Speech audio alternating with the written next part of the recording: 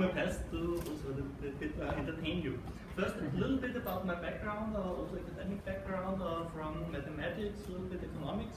Work now at a company here in Vienna, only part-time, and I have 3 kids at home, so this gives me a little bit time to think about other stuff.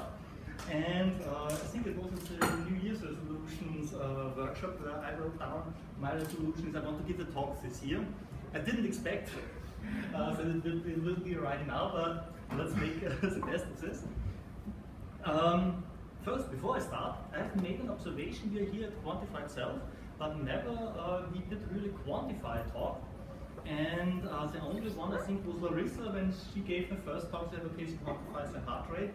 And so the question to all of you would be: do you want to quantify this talk? If you want to, raise your hand. Okay, but stop. Actually, this talk is about privacy. You cannot just raise your hand because now you're giving away your privacy. We want to do this in private, okay? Because it's about data privacy. Do you have better ideas how we can do this? Anonymous voting. Anonymous voting, okay? So we bring a ballot in here, you write your vote, put it in, count it, takes long. Okay. Work. You own your project. You own your data, you own your product, you're head above, or you're the head above. It's connected, but still you're the man who owns it. Okay, I own it. Then let's just move on and say yes, quantify. And I say let's throw some technology at this talk, because I think, as you said, having just writing votes and doing it anonymously is difficult. Let's put in technology. Ladies and gentlemen, take your smartphones, go to this website, and please, during the whole talk, it's just a very simple rating mechanism from 1 to 6. If you don't like what I'm talking, give it a 1. If you like it, give it a 6, and there are 4 options in between. And let's see what happens. You are all now using your smartphones from, don't know, Korea, from China. You're using technology built somewhere in Vietnam, using servers that are hosted somewhere in the US. Software is built from all around the world. And actually, I think every intelligence service and I think another 2,000 corporations have built backdoors into the hardware, into the software that you're using right now, and tracking your data, stealing your data. So basically, where we started, we just were in a room of, I don't know what we here, 30 to 40 people.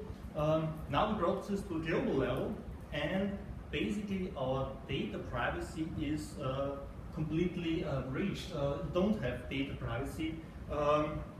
Basically, we are doomed.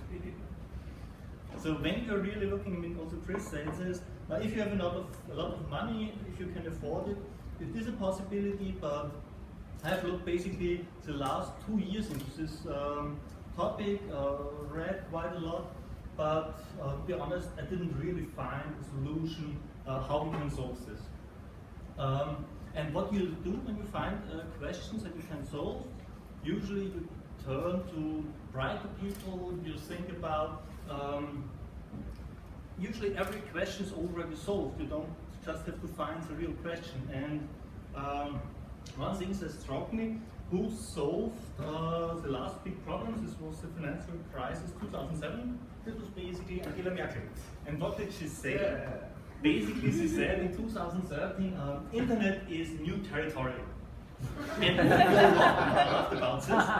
But what I want to invite you is kind of a thought experiment that we take here together. And maybe she was right. Maybe we are at new territory here. Maybe this can help us to solve our problem. Let's say we are now in medieval times. What were the characteristics of medieval times? There were, I would say, two institutions with unlimited powers. There was the Pope, there was a king, and the people who were living there, actually, the feudal systems that was back then, gave away the taxes, gave away the labor in exchange for security. If you look what we have right now, we have Google and Facebook, and we give them all our data, the money of the 21st century, and they gave us some free services. I think maybe we can learn from this. When we say now, we are now in the Middle Ages of the internet area, what ended the Middle Ages? It was Enlightenment. It was Kant. He said, "Sapere aude," dare to think. What is the internet age? Sorry about. It's quantified self-movement. Quantified self-hate. Own your data. Use your data your own. Don't give it away for free. But of course, we have to ask ourselves, how did the Enlightenment do this? And I think it was the event of democracy. And what was democracy? Basically, it was the separation of power. So it was not possible anymore for a single person or for a small group to have all these powers, but there was a split into legislative, executive, and judicative powers. And the question now is that we need to solve, or at least this is what I think about, how can we do the same on the internet age? What are those pieces that we need to split so that we can reach something like privacy on the internet? Okay, so this is my proposal. I think those are the three basic types. We as a user exist, we have some data, and we work with our data. And if this would be possible, and now I want to formulate three requirements, that when we fulfill this is kind of what I call an enlightened internet and democratic internet. This would really change for the better. Maybe I hear some of those ideas already in your talk, but would be very interested to hear your opinion. Okay, first requirement that I want to postulate is never ever should a service be allowed to, when you have data storage, let's say data storage is has the user store some information. It should never be allowed to know what I do with my algorithm. Basically, when I store data, in an ideal world, there wouldn't even be a context about the data. You can reach this through cryptography. That is just a long string of ones and zeros. So it's not just have a data storage, but this data storage, the service that provides this data storage, should never know what you do about this. If we have a service, like we see here information and algorithm, when we process some data, it's not allowed that this service knows who this data belongs to, and vice versa. If as a user shop for some algorithms, the one who sells me or gives me an algorithm shouldn't know what data I use it for. So this is my first requirement. I have two more requirements. The second one I call the right to know.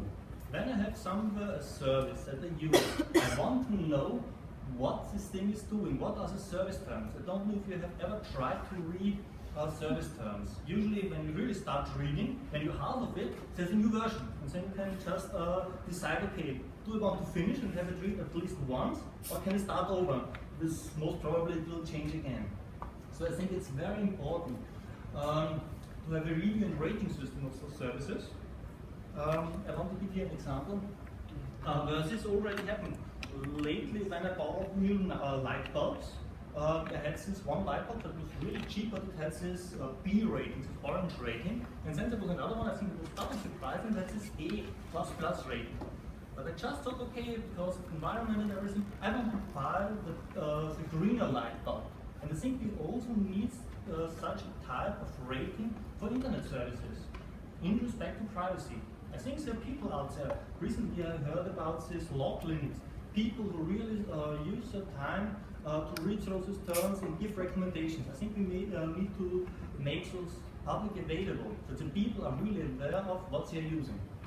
Okay, now the third requirement, what I call the freedom to leave but not to lose. What I mean with this is, currently when I'm at Facebook, yes, I can discontinue to use Facebook, but basically I lose the contact to many of my friends, what I read there, what they're doing. And for a truly enlightened or democratic internet, it must be possible that there are other services and that I can freely change to another service and take all the benefits with me. I know this is quite far-reaching, but these three requirements basically would give you the possibility to have this kind of privacy that we're looking for. I know it's a dream finds future, or maybe not so finds future. Yeah, this is I wanted to mention. This is not so far in the future maybe. We have this right now. When you change your service provider in the phone, a few years ago it was very hard. You had to change your phone number and everything, so you usually will stick with the service provider. Right now, when you want to switch, you just take your number and you can use everything with you. This is an example versus freedom to leave but not to lose is already in existence. So I think those are three important requirements, but they are not impossible. Okay, that it is not impossible, please don't forget to rate. You still should have opened your phone. When you have voted, click on reload and please vote. We will need the data. Okay, this is what I am working on lately. It's what I call under Own Your Data. And it is kind of a WordPress style for data-savvy people. So that is, when you're using WordPress, what you're doing is basically you're a blogger, you just create an account, put in your writings and you have it available. The idea behind this idea that we call Own Your Data is that you can either use centralized service, but you can also take it your own. I just heard this is indie web or something that exists already, and basically this is what I implemented in the last few months that also provides this service. Basically, as also Chris mentioned, we are now on the edge to a long time where we have so much data at hand. Right now, I think it's a number from 2013. Every European citizen generates 10 gigabytes of data every year. And this data just belongs to various corporations. Basically, what we generate this data is our data. So what you can do with this items that we call Own Your Data is to have this your own. And they also, it's kind of a playground, it's also data around, of course, new jobs are rising, new job profiles of data scientists. We have 40,000 data scientists, new data scientists every year. We need to give them a playground. And this is what I want to propose here. I want to show you now these 4 parts of this Own Your Data idea. And because I know this is now quite dry, a little bit of focus at least. First item is Private Information Archive, PIR. And what it does basically is it just consumes data and it provides data under defined security definitions. So what we're doing is you can set up wherever data is generated, send data there. And the special thing is you can deploy PIR wherever you want. This is already available. You can deploy it somewhere into the Amazon cloud. You can deploy it to Raspberry Pi. You can have it on your phone basically and say, okay, this is now what I also is what I compare to enlightenment. It's now your decision where you trust that your data is safe. You have to think about it. Is it somewhere in the cloud? Is it a specific type of information so important to me that I want to have it here at my USB stick? Or is it not so important, I can host it somewhere with Amazon where I'm sure that other people read it too. But you have to make this decision. And you have most probably not only one peer, but multiple peers where you can store your data. Okay, with all those data that you have now available, or at least you have a place where you store the data, a second important component is SAM. SAM is a store for algorithms and metadata. This is a place where, what I call mentioned first, so data scientists who have available can store algorithms to collect data, to analyze data, pre-process data, and visualize data. Again, this is a reference implementation, is on GitHub available, and yes, you have stored their algorithms and metadata. To show you how all of this worked, I hope a few of you have done the rating. What you have done, all those data that you rated went into peers that I set up yesterday evening. Data is stored there, and what I do right now is switch over here. This would be SAM. Currently it's running still under R. Maybe some of the academic people here know it. It pulls now out the data.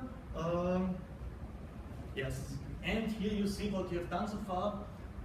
12 people so far have voted here, 22 responses, so 1 to 2 times most of the people have responded, at an average rating of 5.18. Thank you very much, very kind of you. And if you go down here, you see I have it here in 5-minute steps. Started high, got a little bit down, up and down again, okay, maybe a few dry points at the product. But basically, what I want to say is, the important thing is, yes, this technology is available here. You can do this right now. And if you want to, you can reach this data privacy. Okay, back. Two more. Who's that guy on the picture? Sam Hugen. Him 10 years ago. Sam Hugen. I just here I found this picture and then it's Sam. And Sam is Sam Hugen from Young Alexander or something. My wife knows him and says yes. If you have this picture first of the woman, I have to take him as a man. Okay. Okay. Next problem, what we have now, we have our data, now we have a store with our algorithms, but what is if we have now here our algorithms, and those are algorithms that I don't want to give away, because here on the other side, I'm with my data and I want to give it away, so we need to have a third instance, what I call the process hub. Process hub is also a very simple service. Basically what it does, it accepts data from here, it accepts a script or some algorithm from Sam, processes it and forwards it to a specific location. Very simple. You can, and this is the important part, you can also stack those services. It's not necessary that you only have one peer. You can have multiple peers. In far-reaching dream, it should be possible that everybody has its own personal information archive. You can submit it to one process hub where it is aggregated. All personal information is removed. You just have, let's say here in this example, your voting. You have kind of a ballot. Then the next service just counts the votes and then you publish it on a public archive. So basically, this architecture allows you really to do some funny stuff that you cannot reach otherwise when you use those closed source services. Okay. With all of this, and I understand this is quite complex, maybe you think, okay, how all this plays together. And this is basically the fourth element in this only data idea, what I call crowd status.